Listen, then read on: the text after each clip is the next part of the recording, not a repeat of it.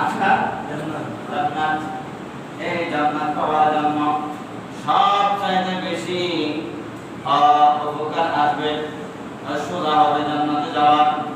পৃথিবীর জমিনের মধ্যে আল্লাহ পাক রব্বুল আলামিন আহকামুল হাকিমিন বলেছেন, ইন্নাল্লাহা ওয়া মালাইকাতাহু ইউসাল্লুনা আলান নবী ইয়া আইয়ুহাল্লাযীনা আমানু সাল্লু আলাইহি ওয়া সাল্লিমু তাসলিমা।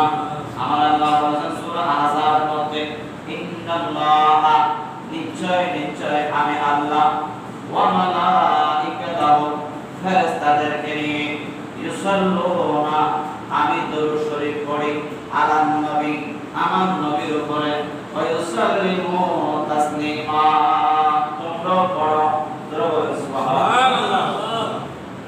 আমার আল্লাহ বলে, এই আমার ঈমানদার বান্দারা ও আমার নবীর উম্মতরা, আমি আল্লাহ একটি কাজ করি আর কোনো কাজ করি না। আমি হজ করি না, যাকাত দিই না, রোজা রাখি না, নামাজ পড়ি না।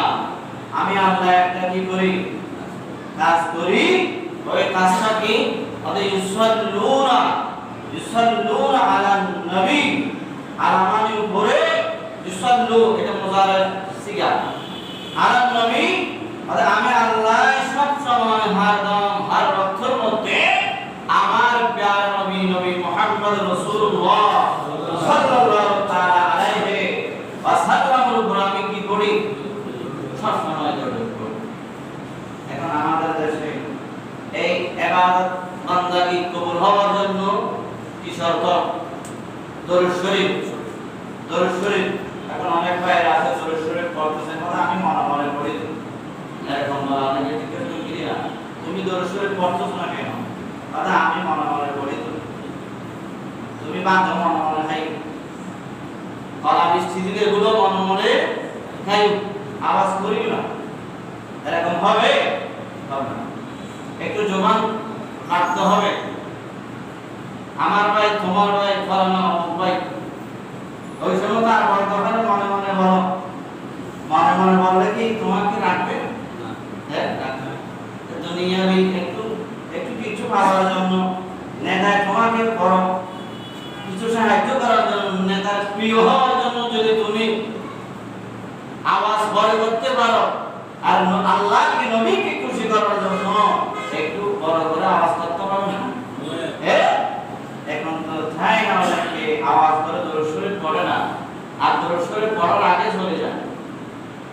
অনেক কাজ আছে, আমার অনেক কাজ আছে, অনেক কাজ আছে বলে চলে যায়। এগুলো দুর্ভাগা কপাল পোড়া মানুষ। কিতাবে বলছে, আল্লাহর কোরআনে বলছে, কোরআন না মানলে আপনি কাফির হয়ে যাবেন। কোরআনে বলছে আমি আল্লাহ সব সময় ফেরেশতাদেরকে নিয়ে আমি আল্লাহ কি করি? দরুদ শরীফ পড়ি। কার উপরে? নবীর উপরে। তো আল্লাহ যদি আল্লাহ হয়ে নবীর উপর দরুদ শরীফ পড়তে পারে, আর তুমি বান্দার সামান্য একজন মাটির নুতফা, বাবার বীর্য থেকে সৃষ্টি মানুষ, তুমি কেন নবীর দরুদ শরীফ পড়তে পারবে না? তোমার এত জরুরি কাজ কেন?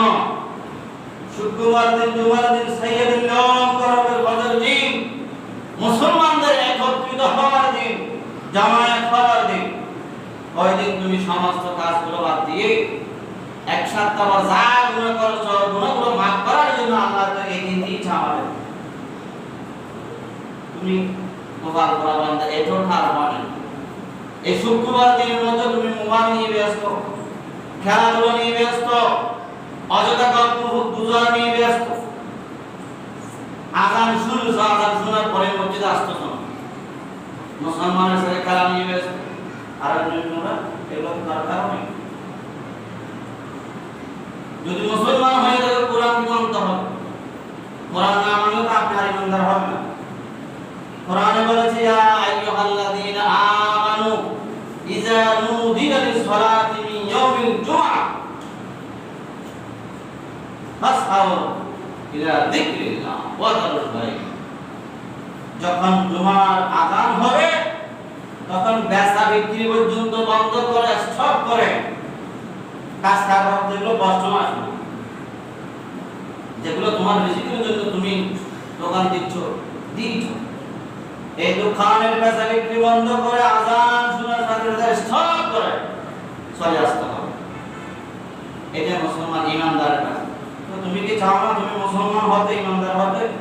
বুঝো চাই তো চাইলে আজান শোনার পরেও তুমি খেলা, আজান শোনার পরে তুমি দোকান খোলা। তুমি নিজে নিজে চিন্তা করো, আমি কি মুসলমান আছে দেখি নামে মুসলমান আছে, এবারগুলো কিন্তু করবে না।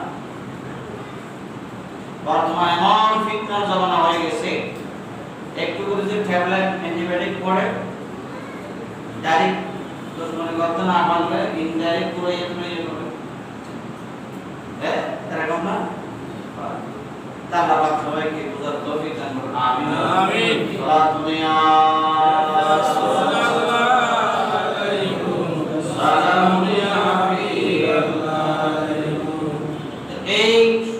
জুমার দিন, গরিবের হজরত দিন, মুসলমান একত্রিত হওয়ার দিন, এই দিনেও সময় পায় না। জুমার নামাজ পড়তে আসে মাত্র 2 রাকাত, বেশি না, কয় রাকাত? 2 রাকাত। আর মুসল্লি অনেক, তারা এখনো আসে নাই, আসবে।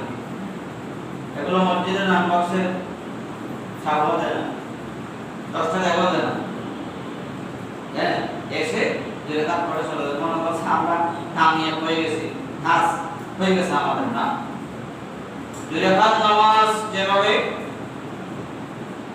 ফরজ পড়া, এই দুইটা খুতবা শুনতে হবে, দুইটা খুতবা, আগরটা বড়টা দোনোটা মনোযোগ সহকারে পশ্চিম দিকে দোজানো হয়ে বসে খুতবা শুনতে হবে, খুতবা শুনতে হবে। যে অনেকে আছে এখনো খুতবা শেষ হয় নাই, খুতবা শেষ হলে এগুলা অপূর্ণ আছে সময় শেষ হতে সে বলে মারা যায় না, এরকম হবে এগুলা অপূর্ণ। সব চাইতে ইবাদতকে কবুল করার জন্য সমস্ত নামাজগুলো ইবাদত করতে হবে, পড়তে হবে, লাস্ট পর্যায়ে হায়াতুন নবী মিলাদ মুস্তাফা কিয়াম করতে হবে। যদি আপনার অতি জরুরি কোনো কাজ না থাকে, যদি এমার্জেন্সি কোনো কাজ থাকে, তাহলে আপনি চলে যাবেন, তাহলে চলে যাবেন। আর যদি কোনো কাজ না থাকে তাহলে কি করতে হবে? আল্লাহ রাসূলের মিলাদ শরীফ পড়তে হবে। আল্লাহ আপনার ইবাদত একমাত্র কবুল করবে আমার নবীর মিলাদ, আমার নবীর দরুদ শরীফের উসিলায়। জোরে সুবহানাল্লাহ। কেন দরুদ শরীফ এমন পাওয়ারফুল জিনিস, আল্লাহ নিজে বলছেন, ইন্নাল্লাহ, নিশ্চয় আমি আল্লাহ, ওয়া মালাইকাতু, ফেরেশতাদেরকে নিয়ে ইসাল্লুনা আলা নবী, নবীর উপরে আমি দরুদ শরীফ পড়ি, ওয়া ইসাল্লিমু তাসলিমা, এবং তোমরাও পড়ো। সুবহানাল্লাহ। এই দরুদ শরীফ পড়ে কি বললাম? ওই যে কঠিন কিয়ামত হবে, হাশরের ময়দান হবে, আল্লাহ যে কুল্লু মান আলাইহা ফানি ওয়া ইয়াবকা ওয়াজহু রাব্বিকা যুল জালালি ওয়াল ইকরাম, এই সারা পৃথিবী আল্লাহ ধ্বংস করে দেবে, শেষ করে দেবে। শেষ করে দেওয়ার একমাত্র কারণ হচ্ছে ময়দানে মাহশর আল্লাহ কায়েম করবে। ওই ময়দানে মাহশরের মধ্যে আমরা দুনিয়াতে কি করেছি না করেছি, কে কতগুলো ভালো কাজ করেছে, ওইগুলো আল্লাহ যাচাই বাছাই করার জন্য আমাদের সওয়াব এবং গুনাহ ওগুলোকে ওজন করার জন্য আল্লাহ ময়দানে মাহশর কায়েম করবে। ওই ময়দানে মাহশরের মধ্যে আল্লাহ একটা কি থাকবে, তারপরে মিজান, একটা পাল্লা, কি বাংলাদেশে যে পাল্লায় পাল্লা আমরা বাংলা আছে না, পাল্লা আছে না, এই পাল্লা না, এটা মিজান। আল্লাহর কুদরতে শক্তির মাধ্যমে আল্লাহ যেভাবে ইচ্ছে সেভাবে এটা কি করবে, ওজন করবে। ওই ময়দানে মাহশরের মধ্যে আল্লামা ইউসুফ নবহানী জাওয়াহিরুল বিহার একটি কিতাব আছে, 167 নম্বর পৃষ্ঠার মধ্যে এই কথাগুলো উল্লেখ করেছে। কিয়ামতের ময়দান যেটা কায়েম হবে, আল্লাহ সবগুলো শেষ করে ময়দানে মাহশর কায়েম করবে। ওই ময়দানে মাহশরের মধ্যে আমার আপনার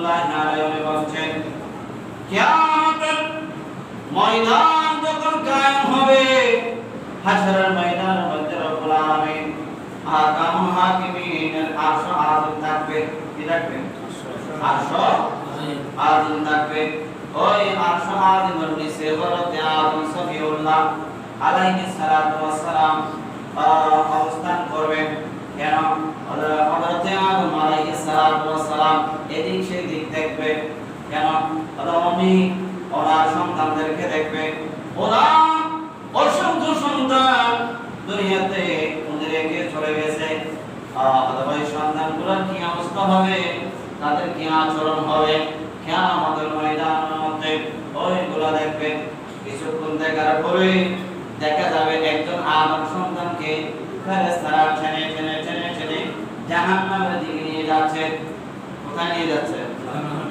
জাহান্নামের দিকে নিয়ে যাচ্ছে তখন আদম সফিউল্লাহ আলাইহিস সালাতু ওয়াস সালাম দেখে আরে আমার একজন বান্দাকে আমার একজন আওলাদকে আমার একজন সন্তানকে ফেরেশতারা জাহান্নামের ফেরেশতারা টেনে টেনে হেসে নিয়ে যাচ্ছে এটা দেখে আদম আলাইহিস সালাতু ওয়াস সালাম অন্তরে দুঃখ হয়ে যাবে হ্যাঁ অন্তরে দুঃখ আসবে তখন আদম সফিউল্লাহ আলাইহিস সালাতু ওয়াস সালাম ডাক দিবেন ইয়া মুহাম্মদ ইয়া মুহাম্মদ ইয়া আহমদ ইয়া আহমদ ও মুহাম্মদ ইয়া আহমদ আমার নবীকে ডাকবে ও মুহাম্মদ দেখো দেখো দেখো দেখো তখন বলা আদম ডাকার সাথে সাথে আমার নবী আদম আলাইহিস সালাতু ওয়াস সালামের সামনে হাজির হবে তখন বলবে লব্বাইক লব্বাইক আমি হাজির আমি হাজির এই কথা যখন বলবে তখন আদম বলবে মুহাম্মদ দেখে দেখো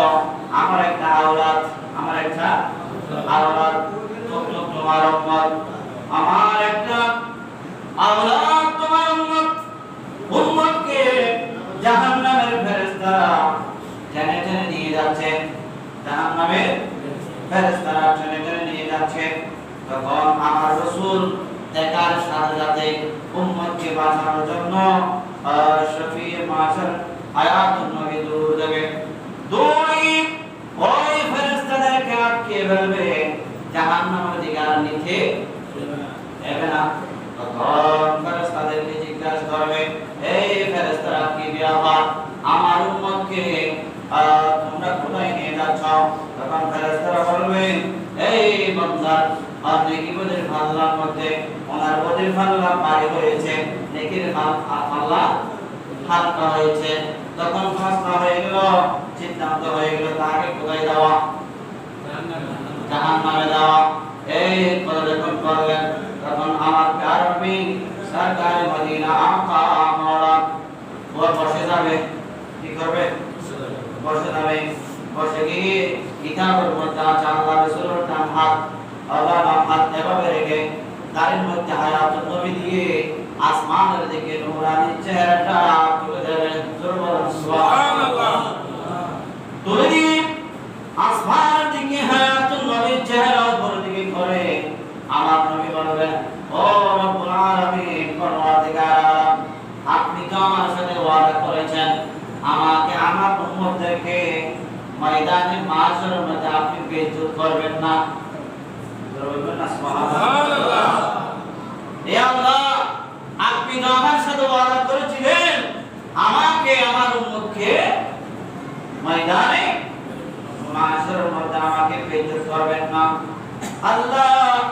এখন যদি আমার এই উম্মতকে জাহান্নামে নিয়ে যায় আমার সামনে আমি নবীর কি হবে বেইজ্জত হবে এই কথা হায়াতুন নবী আল্লাহ পাক রব্বুল আলামিনের কাছে বলার সাথে সাথে কুদরতি থেকে আওয়াজ আসলো এই ফেরেশতা তোমরা শুনো শুনো আপনি আমার রাসূল যা বলে তোমরা তা শুনো জোরে বলুন সুবহানাল্লাহ আমার রাসূল যা বলে তোমরা তা শুনো শুনো এই কথা যখন আল্লাহর পক্ষ থেকে ইলহাম আসলো আওয়াজ আসলো তখন ফেরেশতা বলছে ইয়া মুহাম্মদ হে হায়াতুন নবী ও আখির জামানার নবী আপনি কি বলতে চান বলেন তখন আমার নবী বলবে এই আমার জাহান্নামী উম্মতকে আমি আবার ওই মিজান আল্লাহর কোরআন মধ্যে নিতে চাই। জোরে বলুন সুবহানাল্লাহ।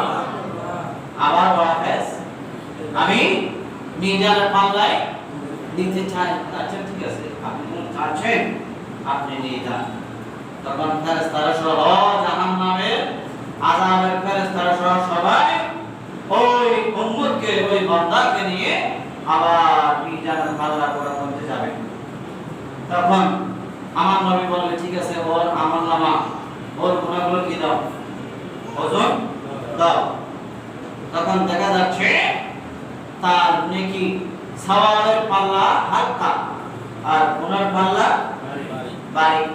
তখন আমার রাসূল আর দেরি করে নাই, কোথায় থেকে একটা হাত থেকে একটা কাগজ বের করে ওই বান্দার নেকি সওয়াবের পাল্লার উপর রাখবেন।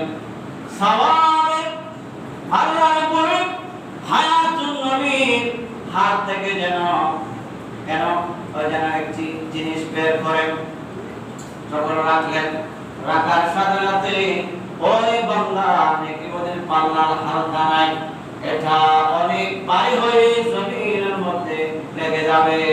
সুবহানাল্লাহ। তখন নেকি ওদের পাল্লা কি হয়ে গেল, ভারী হয়ে গেল। ভারী হওয়ার সাথে সাথে তখন আল্লাহর পক্ষ থেকে আওয়াজ হবে, এই ফেরেশতারা এই বান্দাকে জাহান্নামে ছিল, এখন আর জাহান্নামে নাই, এই বান্দা এখন জান্নাতে হয়ে গেল। সুবহানাল্লাহ। তখন ফেরেশতারা বলবে, বান্দা তুমি আর জাহান্নামে যেতে হবে না, তুমি এখন কোথায় যাও, জান্নাতে যাও। তখন ওই বান্দা বলবে, না না আমি জান্নাতে যাব না। কারণ যে মানুষ যে আল্লাহর বান্দা আমাকে জাহান্নামে থেকে জান্নাতে বানিয়েছেন, উনি কে আমি একটু জিজ্ঞাসা করি। জোরে বলুন সুবহানাল্লাহ। তখন ওই বান্দা বললেন, আপনি কে, আপনি আমাকে এবং মুসিবত থেকে জাহান্নামের আগুন থেকে আপনি আমাকে বাঁচিয়েছেন, আর আপনি কি যেন একটা এই পাল্লার মধ্যে দিয়েছেন আমার সওয়াবের পাল্লায়, আমাকে একটু বলে দেন। জোরে বলুন সুবহানাল্লাহ। তখন আমার নবী বলছে, আমি অন্য কেউ না, আমি হলাম আপনার প্যারা নবী সাইয়্যিদুল আম্বিয়া। আর যে কাগজটা আমি পাল্লার মধ্যে রেখেছি এটা অন্য কিছু না, তুমি আমি নবীর মহব্বত নিয়ে মসজিদের মধ্যে বা তোমার ঘরের আঙ্গিনায় মশালায় বসে বসে আমি নবীর উপরে যে দরুদ শরীফ পড়েছো আর ওই দরুদ শরীফ লাগলাম। জোরে বলুন সুবহানাল্লাহ। কে রেখেছে দরুদ শরীফ? কোথায় রেখেছে? কিয়ামতের ময়দানে মিজানে পাল্লায়। আরে বোঝা যাচ্ছে দরুদ শরীফ অনেক পাওয়ার, অনেক দামি না? তাই আপনারা বেশি বেশি দরুদ শরীফ পড়বেন, নবীর উপরে মিলাদ কিয়াম করবেন, মিলাদ শরীফ পড়বেন, যেখানে পারেন সেখানে পড়বেন, দরবারে গিয়ে মিলাদের আয়োজন করবেন। এগুলো তার অনেক ফায়দা, দুনিয়াতে বরকত হবে, রিজিকে বরকত হবে এবং কিয়ামতের ময়দানের মধ্যে আপনার হিসাবের কাঠগড়ায় আপনার জন্য কি হবে? নাজাতের ওসিলা হবে। সেজন্য কিতাব আছে, জীবনে একবার পড়া দরুদ শরীফ ফরজ, মাহফিলে ওয়াজের মধ্যে একবার পড়া ওয়াজিব, বারবার দরুদ শরীফ পড়া মুস্তাহাব। সুবহানাল্লাহ। আমরা যারা সুন্নি মানা মুসলমান, আমরা আমাদের যেগুলো মাহফিল হয় ওই মাহফিলের মধ্যে আমরা কি করি? বারবার দরুদ শরীফ পড়ি, আল্লাহর রাসূলের মহব্বত নিয়ে মসজিদে আমরা বেশি বেশি কি পড়ি? দরুদ শরীফ পড়ি।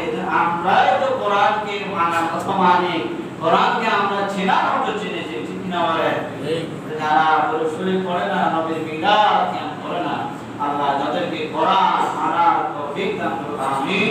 ওয়া আখির দাওয়ানা আলহামদুলিল্লাহি রাব্বিল আলামিন। আসসালামু আলাইকুম ওয়া রাহমাতুল্লাহি ওয়া বারাকাতুহু।